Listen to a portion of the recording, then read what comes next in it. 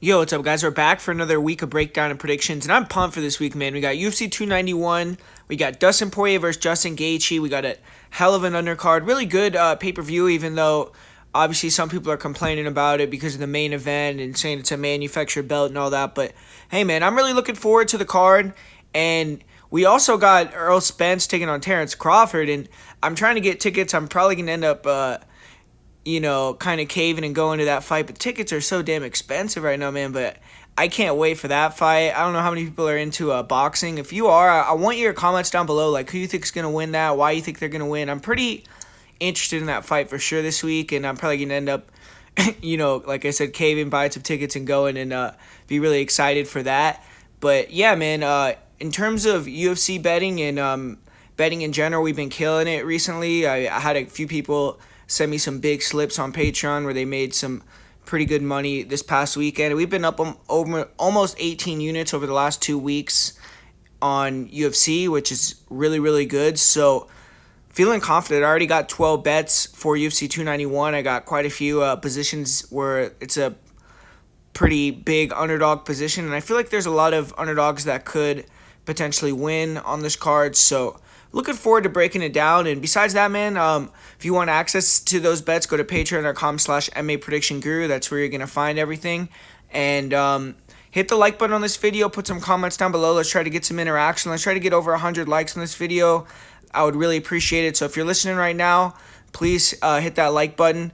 And let's get into this first fight of the night here. The first fight of the night, to me, it's kind of like, I don't know, it's a throwaway fight for the card, but it is fitting. We got Zombie Girl, Priscila Cachoeira fighting on a BMF card. And, say what you want about her style, but she does fight like a bad motherfucker. She goes in there and just throws down like it's a barroom brawl.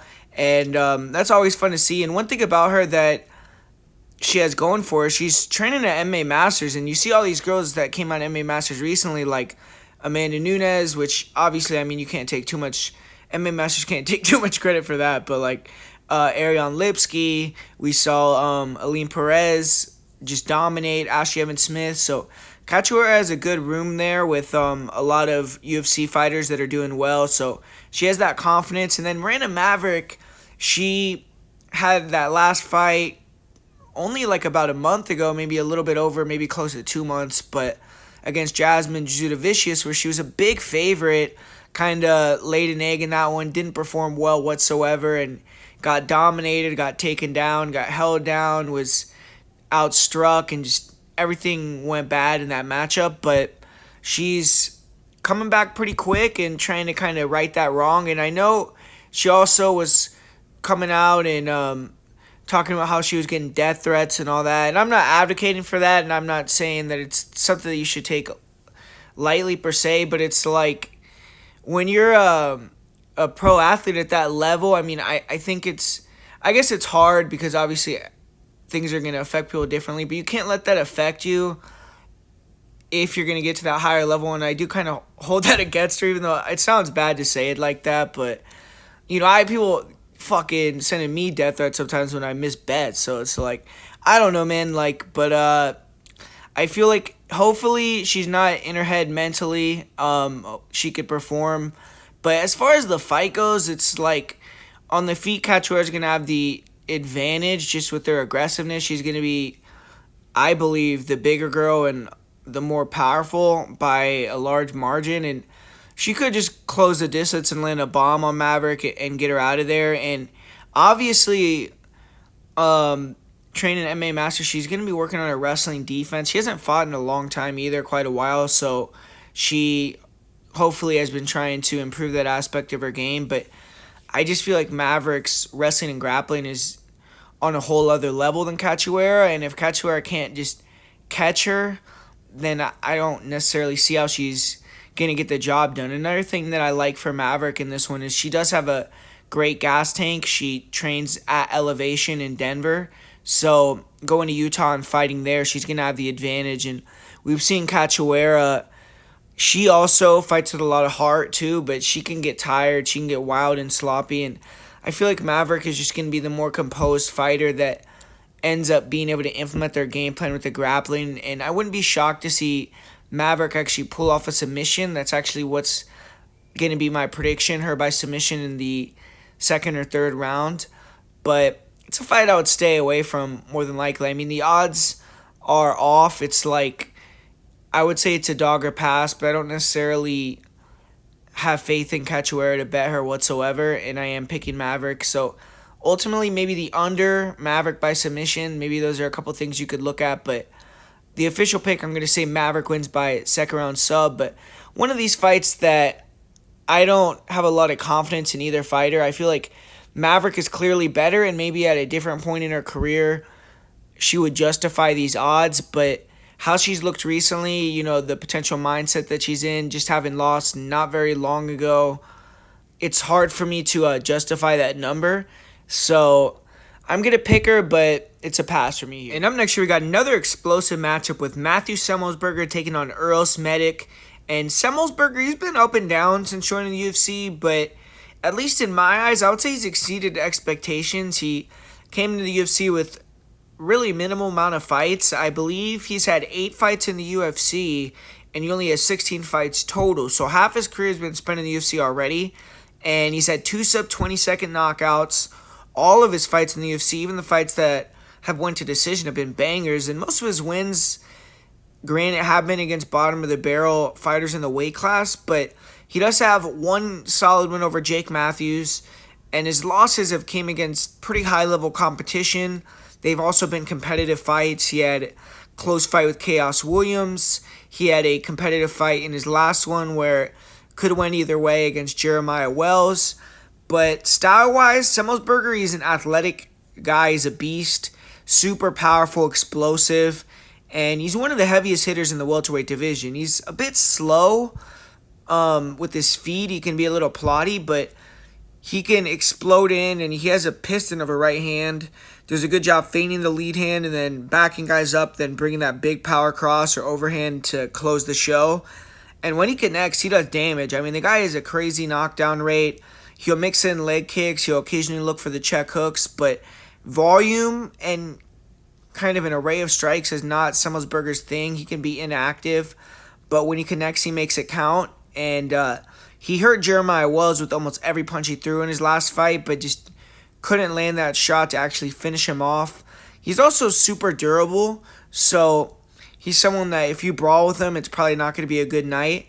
And wrestling has not been his strong suit, though. He's had issues with fighters taking him down, holding him down. That's how he lost his last fight to Jeremiah Wells. And offensive wrestling, Semelsberger did show that against Jake Matthews. He had a few single legs, but I think a lot of that had to do with Matthews already taking a lot of damage on the feet. And in this fight, I don't really see either fighter really using wrestling as their primary game plan, but I would argue that Semelsberger is probably the better wrestler, the bigger, stronger guy. Obviously, Medic's just coming up in weight here. And if Semelsberger is really struggling with the striking, I wouldn't be shocked if he went to get the takedown and actually did get a takedown or two. But cardio-wise, Semelsberger has good cardio, and he should have the edge there, I would say. And he's been forged with the fire. He's been in 15-minute wars. Medic has never been out of the second round. And Semelsberger is also used to fighting with that extra 15 pounds, which we don't know how Medic would deal with that. Semelsberger has never lost 2 fights in a row. He's coming in here off that close loss, so he's going to be looking to keep that fact intact on Saturday night. But Uros Medic, he's making his return after a year away from competition. The last time we saw him was May 21st, 2022, and it was a good night for him. He knocked out Omar Morales in the first round as an underdog. He was linked to a fight against Mike Davis in October of last year, but was forced to withdraw, and we haven't heard much from him since then. He was fighting at 155. If you look at his career before coming to the UFC, he had fought at 185, 170, and he's moving back up to 70 for this fight. On top of the layoff, that does give me another kind of question mark about him, but he trains out of King's MMA, and he's been very entertaining when he stepped in the cage thus far. He's 6'1", he's a southpaw, very fast, explosive, and he throws a lot of different techniques. Very loose, flowy striker. He has great feints, real nice jab, 1-2, really good left cross, and he likes to throw the right hook before or after that left cross lands, try to finish guys off or stun them with that shot. He has good left straight to low kick combinations, And he's pretty fluid with his hands when he can back guys up. He can throw combos. A lot of the times at range, you only throw kind of one or two at a time, though. And usually waits to let his hands go when he can back guys to the cage. But his kicks, to me, are better than his punches. Throws a lot of nice front kicks, round kicks. He has dangerous spinning attacks. And he has a way of overwhelming kind of lower level opponents, and he can make them look for a way out quickly. He has 5 knockouts. Defensively, he does hold his hands low. He's hittable, and he did get hurt with body shots against Jalen Turner. It seems like he doesn't like to get pressured too much, and he's dynamic and definitely has the chance to get the finish in this one on the feet. Both guys do. Medic's grappling is going to be what most opponents are going to try to exploit. In certain fights and performances, you definitely have to question his grappling. He, in Alaska FC, like I said, was fighting at higher weight classes, 170, 185. But, obviously, now going back up to 170, I've seen him get taken down and held down by guys with really bad records.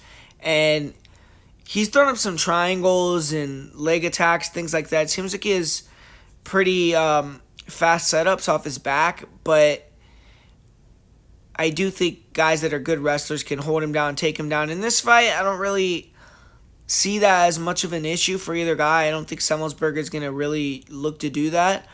But Medic cardio-wise, that's another thing where you don't really know. He hasn't had long fights, and I don't know. I think it's going to be a violence fight. I'm going to go with Semelsberger by first-round knockout. I think he can find that chin. And Medic, I just don't think he's going to be able to take the power.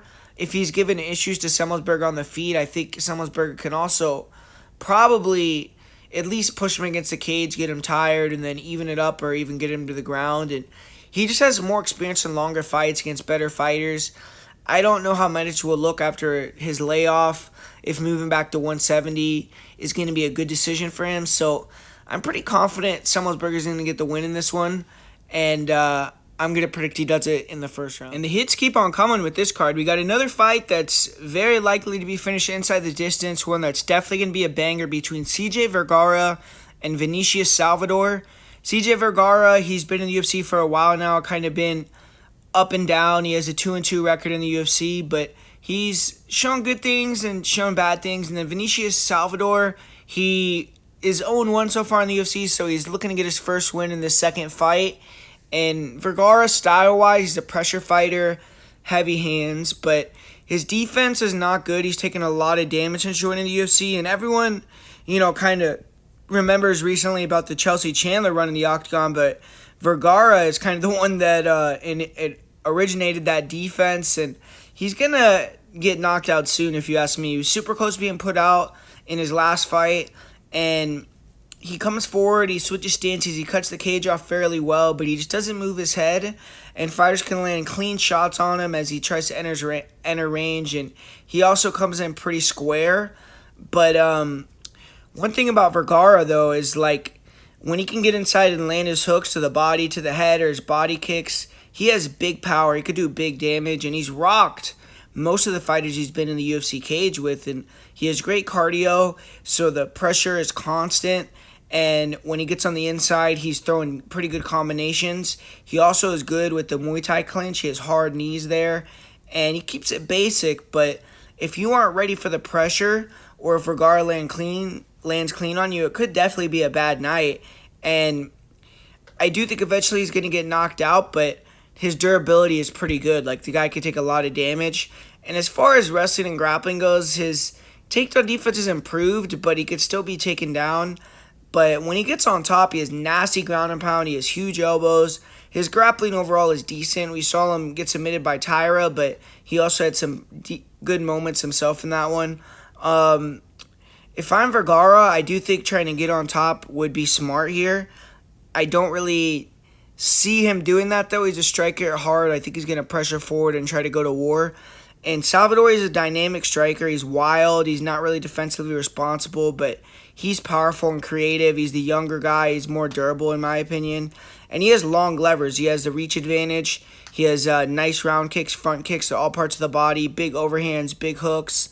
He has good head movement. He's good at evading and then landing big shots of his own. He has a good chin too, like I said, and he likes to control the center and walk fighters down. So this fight's going to be a brawl from the start. I don't think either guy's going to want to take a step backwards. I feel like Salvador is the younger, fresher, a bit more dynamic guy, and he also has power in his own right, but I would say Vergara is better at mixing the target up, going to the body, and he probably has the bigger power. It's just Salvador, if he land a kick or a knee or something, then it's going to be lights out for Vergara regardless. And Salvador is a decent judo player, so he can defend clinch takedowns, and he can hit some throws and trips. His takedown defense overall is okay, but that's his major weakness. He can be taken down, get held down. He isn't really someone who wants to get on top, and he's basically only a striker. His last fight, he got held down, and that's how he lost. He also was in a competitive striking fight, volume-wise. But cardio for Salvador is a strong suit, which I do think both these guys have that in their back pocket. They both look to push the pace.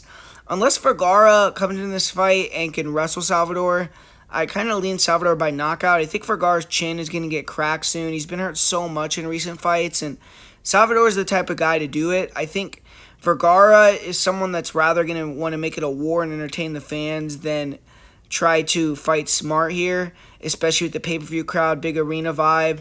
And I think Salvador is going to get that knockout in the first round here. If he can't get it done in round 1, then I could see it going to decision. But Salvador is 6 years younger. He's coming to the U.S., started training here with better coaches, nutrition, and just everything in general.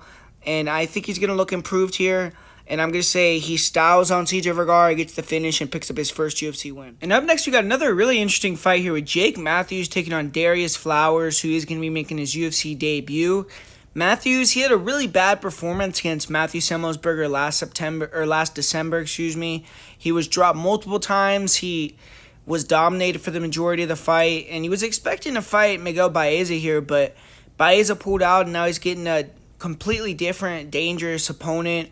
And he has 17 UFC fights, so that's a gigantic advantage in this matchup. And 11-6, so he's been good, but he just hasn't been able to step up in those big moments. He looks like a world beater one fight, then the next one he's bad. He kind of has that Jekyll and Hyde thing going on, but he's still only 28, so maybe he hasn't plateaued. It kind of feels like he has, but if he wants to make some noise, I think he needs to run through Darrius Flowers here, get the finish, look dominant, because Flowers is a short notice opponent coming in here in his first UFC fight. But Flowers, he's making his debut, like I said, and it's going to be his first fight in 11 months, so it's been almost a year. He earned his contract through the Contender Series, got a slam knockout in the first round, and he was a big underdog in that fight, but finished it in less than a minute and 30 seconds. And before that fight, he spent his whole career at 185, so down at 170, he's a huge guy, he's a beast, and if he can replicate that performance on Saturday, he may have found his weight class and be a new player. Currently, he's won 4 fights in a row, and he's been finishing guys. He's gotten his life round, looks in significantly better shape, and this is a short notice fight for him, but he has a big opportunity to be a known UFC veteran. And if he can win this one, he's going to be, potentially right near the rankings, because Jake Matthews is kind of that type of guy. And when you look at it on paper, skill-wise, Matthews has pretty slick boxing. He throws good combos, and he's fast with his footwork especially and his hands. But he leaves himself available, especially with that left hook. And Flowers, he's kind of a guy that likes to fight in bursts a little more. I think Matthews is going to be the one coming forward and pushing the fight. And Flowers, he likes to kind of hold his hands a little low to bait you to come in, but he keeps his hands high enough that if you actually do get inside, he can lift up and kind of defend a little bit. And he likes to move, and then kind of explode on you when you close that distance. Explode, throw combination of big hooks, heavy punches, and he's very, very powerful. He closes that gap really quick, and if he can flurry on you and connect, he can really do big damage. And he also has good wrestling. He can time some takedowns, hold you on the ground, and Matthews, historically in his career, he has a black belt when he could take you down and be on top and be the bully in the wrestling and grappling department. He's really good, but he's had multiple losses where he's been held down and controlled off of his back. So that's been an issue for him during his career. And this fight, I think, is really tricky because Flowers, I think, is a very dangerous guy. He moves around well. He has good takedown defense. He can slam you on your head and knock you out. And he can close that gap and finish you with one shot. Matthews, he's durable. He's someone that's kind of tough to get out of there, but not a very dependable guy. Someone that I think could be taken down and held down in this fight. And I feel like Flowers is at a better point in his career where he has the momentum on his side. He's peaking mentally. He's gotten himself in great shape. It's going to be his first UFC fight. And it's one that I'm kind of struggling with because of it being an elevation and the obvious experience edge that Matthews has. But I'm actually going to go with Flowers, pull the upset in this one. And I'm actually going to say he gets the knockout first or second round. I think he's just going to catch Matthews and get him out of there. So this is a fight that I definitely think it's dog or pass. And, you know, I'm not going to be upset with people if they're not coming with me picking on the Flower side. But I would stay away from Matthews in this one. And I'm picking Darrius Flowers. I mean, Matthews took a lot of damage. He got dropped several times against Semelsberger. And Flowers at 170, I feel like could potentially have found his weight class. So it could look like a bad pick. But I'm going to say Darrius Flowers goes in there and gets the finish. And moving along through the card, we got another great striking fight with Roman Kopylov taking on Claudio Ribeiro. And Kopylov, he's starting to build some momentum. He's won his last 2 UFC fights, both by knockout. And his UFC career started bad. He was 0-2, but he has turned it around, and now he's looking like he could potentially be a player here. If he could take out Ribeiro and what's likely to be a very fan-friendly matchup, he's going to be in line for a big opportunity. And his striking is on point. He's a guy that always brings it, so hopefully he comes in shape and he's ready to go on Saturday night. And Claudio Ribeiro, he bounced back, picked up his first UFC win in May. He lost his debut to Abdulrazak Al-Hassan, a very grizzled veteran in the UFC, and made a pretty quick turnaround. He fought only 3 months later and fought Joseph Holmes, got the second round knockout. So this is going to be his third fight of the year. He's going to be looking to make his UFC record positive of 2-1. And try to make a statement here in his fight against Roman Kopylov. And Ribeiro is an excellent athlete. He's one of the best athletes, in my opinion, in that weight class. He has a super long reach, big knockout power, extremely great footwork. And on the feet, he likes to brawl primarily, and he works low kicks, left hooks, and likes to use his speed and evasiveness to bounce in and out of range. And when fighters try to close the distance and throw on him, he leans back and throws that left hook or hooks in combination, and if he connects, he can knock you out. It does make him susceptible to getting countered, but with his speed, power, and length, he's very effective. He can close the gap quick, land blitz attacks. He also has killer instincts, so when he hurts someone, he usually takes them out. Of course, the striking style, there is danger. He's there to be countered, and we saw him get clipped and finished against Al-Hassan. But more often than not, if it's a firefight, Ribeiro is going to come out on top. He has 11 knockout wins. He's only been finished by strikes 1 time. And his last fight, he showed off some explosiveness in a different manner. He fought an opponent with notoriously bad takedown defense. He showed good fight IQ, took him down. He exploded into a couple double legs. Eventually, he showed good ground and pound and finished from the top position. His wrestling defensively is pretty good, but he can be held against the cage. And cardio, when it does become a grappling match for Ribeiro, has fallen off a cliff in the past. He is someone that looks to punish the legs, and I think he's going to look to use those inside leg kicks in this one and then try to land one of those big left hooks or hooks in combination to close the show. But Roman Kopylov, he's a slick technical southpaw. He has super fast hands. He's sharp and accurate. He has good jab, nice 3-2s, fast straight punch combinations, really nice left kick. He throws fast kicks to the body and to the head, and you'll end combinations with kicks pretty effectively. He's a point fighter primarily, though. Even if he's gotten back-to-back finishes, I don't buy him as a huge knockout threat in this weight class.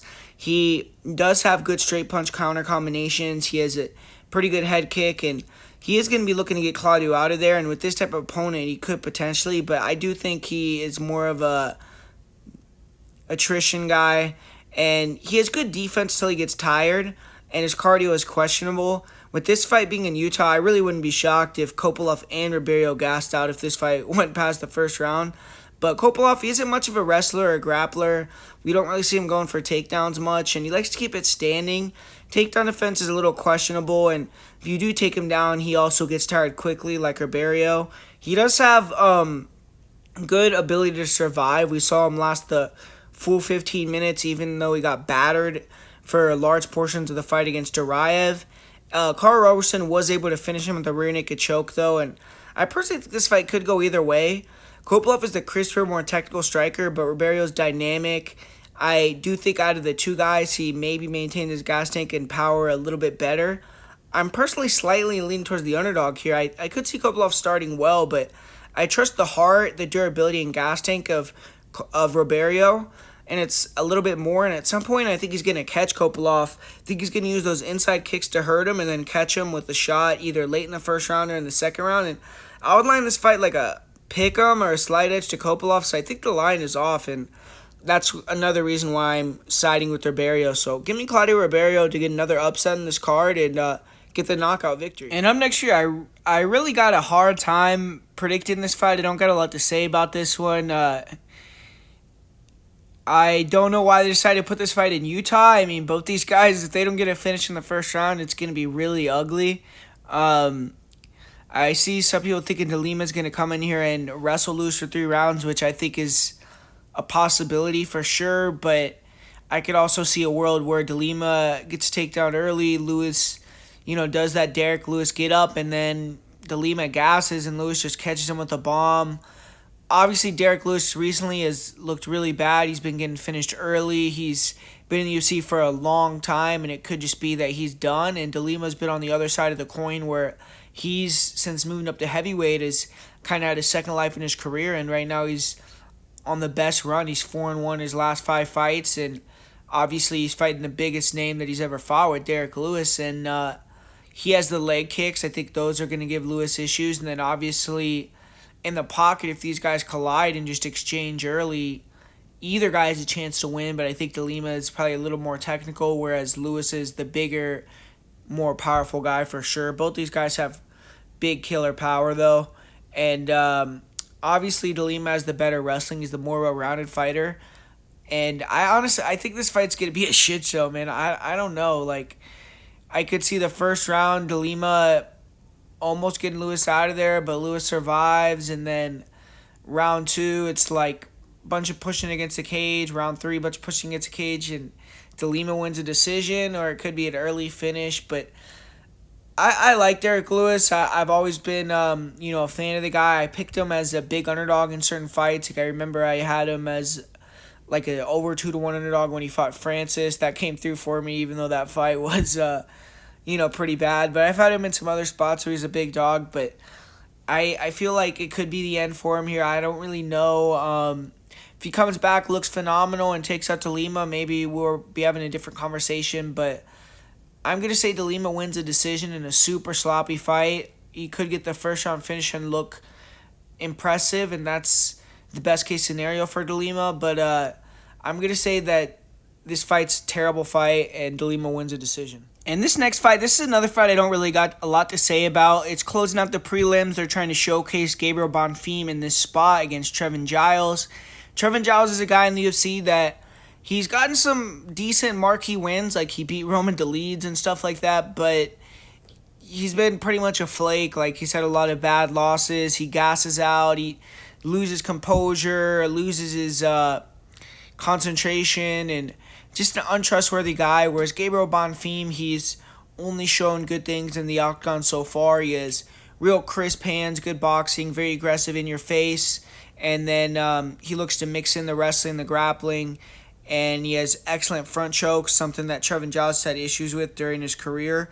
Giles, he obviously has a really, really good jab, long reach for the weight class, really fast 1-2s, and his wrestling is decent, but I feel like Bonfim's going to come in, be real aggressive, get in his face, land a shot that hurts him, and then submit him with a front choke or TKO him. Bonfim is a little bit wild, and I've seen him get hurt himself and get rocked. So Giles is going to have some opportunities if he does find them to connect and maybe land on some big shots. But I feel like Giles, he's just fighting for fun at this point, and I don't know if he truly believes he could be a champ, things like that. Whereas I think Bonfim does believe that. So I find this spot where Bonfim's going to go out there, look good, get the finish, and I'm going to say he gets a second round submission win over Trevin Giles. And kicking off the main card, we got two guys that UFC fans are very known with Michael Chiesa and Kevin Holland.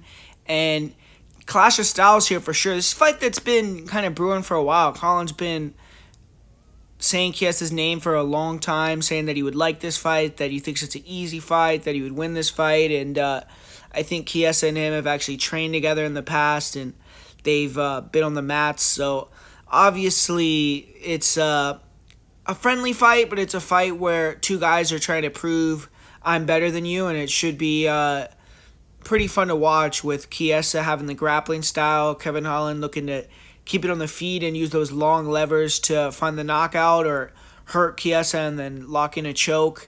And honestly, I mean, Chiesa, I think he should be the favorite in this fight. I don't know why he is the underdog. I'm assuming because of the layoff and just because of the name that Kevin Holland has garnered and everything that he's done, since Chiesa's kind of been away. But stylistically, Chiesa's a big guy with really good pressure and good grappling skills, and that's something that is always going to give issues to Kevin Holland. I don't care if he's at 170, 185, heavyweight. He struggles with that style. We've seen it with multiple different opponents, guys that use different type of takedowns. It doesn't really matter. If someone wants to try to take down Kevin Holland, whether it's in the clinch, whether it's a shot in on the legs, he just does not have that takedown defense, and then he's willing to hang on his back, look for submissions and things like that. And he needs to show much improved takedown defense and grappling to beat Chiesa in this one. But the thing with Chiesa that it's pulling me away from betting him or being extremely confident in him is he hasn't fought in a long time. He's weathered at this point. He's been in the UFC for a lot of years, and he's, I believe, 36 years old. So I don't know exactly if he's kind of like on his last legs. His last fight, he did lose that long winning streak against Sean Brady. And obviously that's a way different matchup than Holland. But it's just what type of version Chiesa are we going to see. If we see the Chiesa that came in there and fought Neil Magny and beat him 50-45 on my scorecard, I think he goes in there, uses a little bit of striking and that southpaw style to close that gap, get in on Holland, body lock him, get him to the ground, take his back, control him. Could even see a submission potentially happening if he can get Holland tired enough. But Holland throughout the whole fight, and Chiesa's the type of guy that he can be winning a fight and then lose it in a flash, is going to have that ability to land a shot on the feet when they are standing and hurt Chiesa, or throw up a submission off his back or hurt him and then lock up a submission when Chiesa panic wrestles. So Kevin Holland is always going to be extremely dangerous, and he's the younger guy that's been fighting more frequently. So I get maybe why people are siding with him here, but I'm still going to go with the grappling acumen. I'm going to go with Chiesa. I think Chiesa is just going to use his style, implement the game plan that he knows to get back in the win column, get back in the mix. This is kind of Chiesa's last run, if you say. I mean, if he loses this fight to Kevin Holland, it's going to be retirement talks for Chiesa. So I think he's going to go in there and get the victory. I think that he is feeling pretty confident about the matchup, and I'm going to say Chiesa pulls the upset, but it just matters his health. How is he going to come in physically, mentally, and if he comes in, rocking and ready to go, I think Chiesa is going to get the job done. So give me Chiesa by decision in this fight. Oh, man. I really don't even want to talk about this fight, man, so it's going to be brief.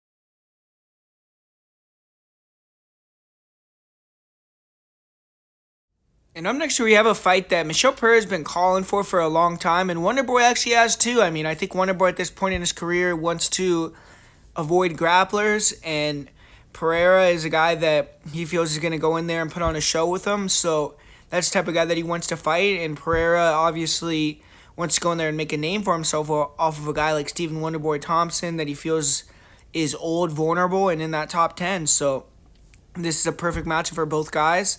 Thompson, last fight, he kind of proved everyone that was showing him the door wrong, man. He went in there, he had a Fight of the Year candidate with Kevin Holland, beat the brakes off him and got the TKO finish, and kind of reinserted himself as one of the best strikers in that weight class, and that he isn't done quite yet. But he's facing a guy that's on a 5-fight win streak in the UFC, that's young with a ton of experience and currently is in the best form of his career.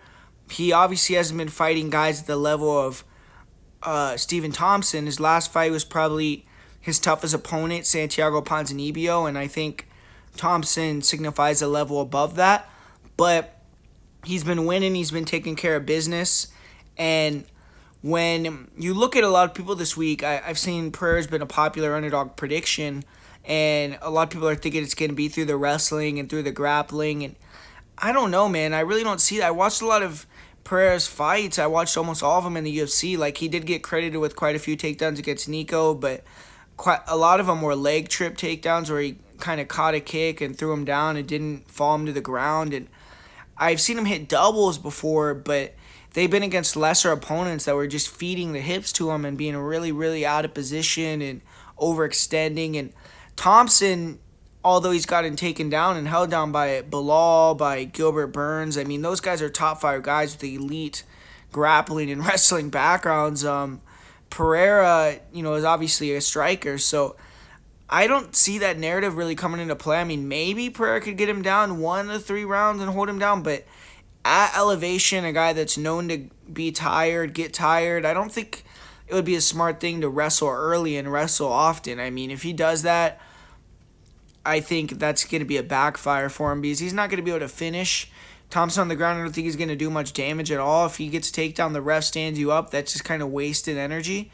And I think he has a better chance to just keep it standing and maybe catch that shot and knock Thompson out. I mean, we did see the one recent kind of karate-style guy that Thompson fought. He was kind of kicking his ass in Anthony Pettis, but he ended up getting clipped and knocked out. And Thompson, he's older, and he's getting dropped a lot. He's gotten dropped in a lot of fights and gotten hurt in a lot of fights. So obviously his chin is good. He's only been finished that one time by knockout, but he can get hurt with strikes, and Pereira's a very dynamic guy that, he can hit you with shots you don't see coming. But from a technicality perspective and just from a pure striking, vanity perspective, Thompson's a way better striker. The guy is just way more dynamic. His hands are ethos better, and he's a beast with the striking. I don't think you can expect many guys to outpoint him in a fight. You have to catch him with a shot and knock him out or out wrestle him.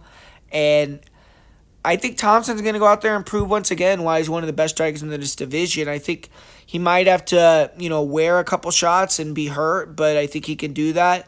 I think Pereira's going to get tired. I don't see Pereira performing well in this elevation, and I don't see the wrestling and grappling being a huge thing that he can really use in this fight. I don't think that people are really thinking that through. Like, what is he going to do when he takes him down if you can just hold him down and do enough to the ref doesn't stand him up? I mean, maybe he could squeak a decision, but I don't see him doing that 2 out of 3 rounds.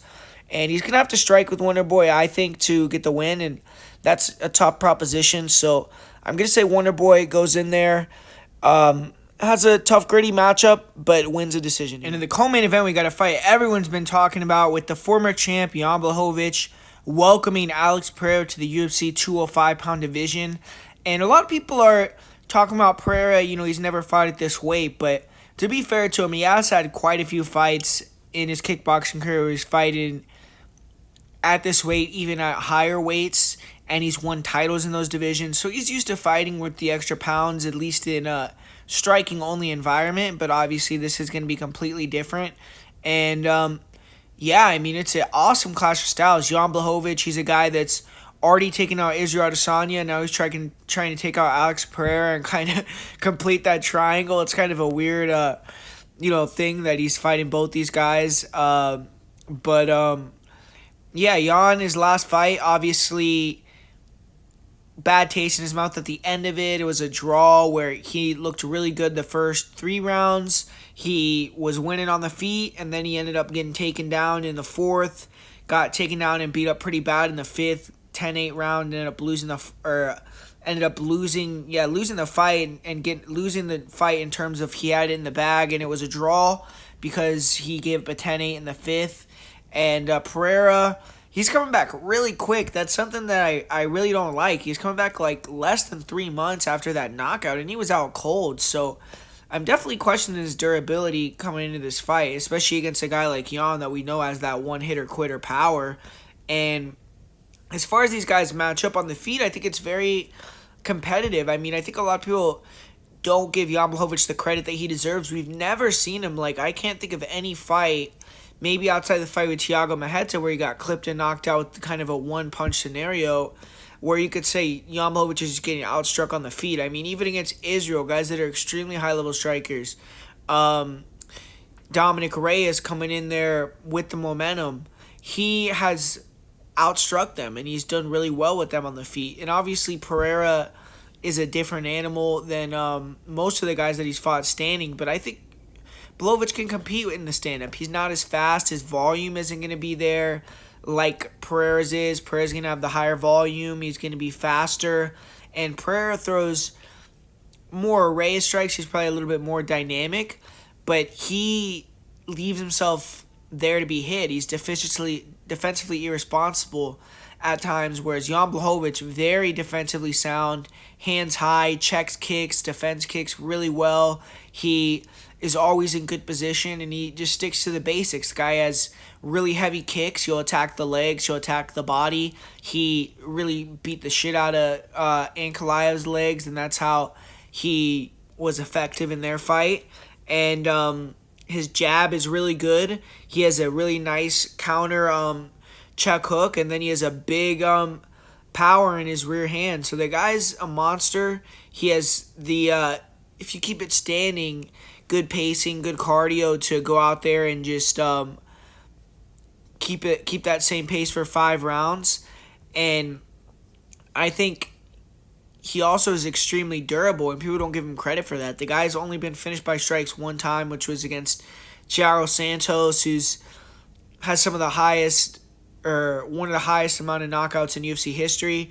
And Blachowicz wasn't even out in that fight. He got hit with a lot of follow-up shots. He still was conscious. The guy is like a blockhead, so he could take some damage and keep on coming. I think he could eat a couple of the Pereira shots and take them like we saw Bruno Silva do. But obviously Pereira hits different, and that left hook is going to be coming always. For Blachowicz, though, he just needs to stay calm, needs to pressure, needs to try to back Pereira up, and, feint, make Pereira open up, and then counter him with a big shot. And if he lands clean, I definitely think he could knock him out. I question Pereira's durability. He's been knocked out as a kickboxer.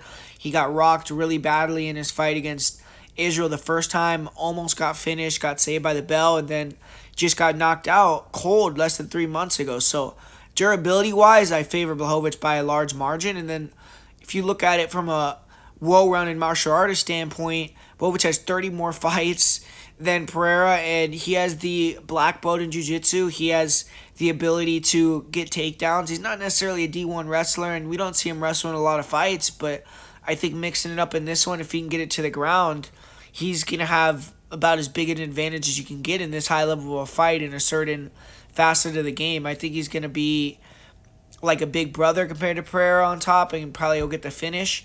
Pereira is obviously an elite dynamic striker, and he's going to be throwing the front kicks. He's going to be, standing tall, light on his feet. He's going to be the faster guy. He's going to be pumping the jab. He's going to be throwing the leg kicks. He's going to be looking for that left hook. And if he connects on anyone in the world, he can knock you out. And the guy fights smart. I don't question that he's going to have improved takedown defense, improved grappling, maybe not. I mean, to me, I didn't really like what I saw in the on the ground against Izzy. And I just don't know, man. I mean, a lot of people are thinking that the weight cut was a big issue for him, but I feel like Blachowicz is smart enough on the feet. His striking is elite, and he knows how to work his way inside, and he's not necessarily a wrestler, but Israel Adesanya took Alex down, and he had never had any takedowns in the UFC at all. I don't know if he even had one in his career, period. And Blachowicz, I think, has the wrestling, at least good enough wrestling to take down Pereira, and I think he can dominate on the ground. So I feel like Jan's going to get the knockout in here or the submission finish on the ground, but I'm leaning towards Blachowicz. It is a fight where it's like, it's hard to ever fade Pereira because of that power. He can end it with one shot, and he is the younger guy. He's the guy that's more dynamic on the feet, and overall he's the better striker, but I feel like Blachowicz is good enough with his meat and potatoes. His defense is going to be on point. He's going to be able to not get hit with that knockout shot. I think he even could potentially land clean on Pereira and knock him out. And I think if he gets it to the ground, he could TKO him or submit him. So I'm going to say Blachowicz gets the finish in the second round by KO TKO, gets the job done. Most of the guys that Blachowicz has lost to are like Glover, like Pereira's coach, guys that can wrestle him and take him down. And Pereira doesn't have that element, so I think Blachowicz's more well-rounded game is going to shine, and I think that he's going to get the job done here and probably put himself in a title fight for his next match. Then finally, we got the main event. We got the BMF title on the line with Dustin Poirier and Justin Gaethje. In this fight, man, I mean, I don't know what other people think, but I definitely think it's worthy of the BMF title. I mean, Dustin Poirier, been in the organization for well over a decade at this point, and just had some of the best fights in the history of the UFC, and the same thing can be said about Justin Gaethje. I mean, these guys already put on an instant classic in their first fight, and that first one was 5 or 6 years ago. Dustin Poirier was able to go in there and get that fourth-round knockout over Justin Gaethje, and now Gaethje's looking to even the score in a fight that has even higher stakes here, and the winner of this fight, I think, is probably going to get the title shot. Obviously, Darrius just lost. Oliveira has the next shot, and I think maybe the winner of this one is going to be after the Oliveira versus Islam fight. But, I mean, what more can you say about both these guys? I mean, they're going to go out there and give you a car crash. It's going to be epic.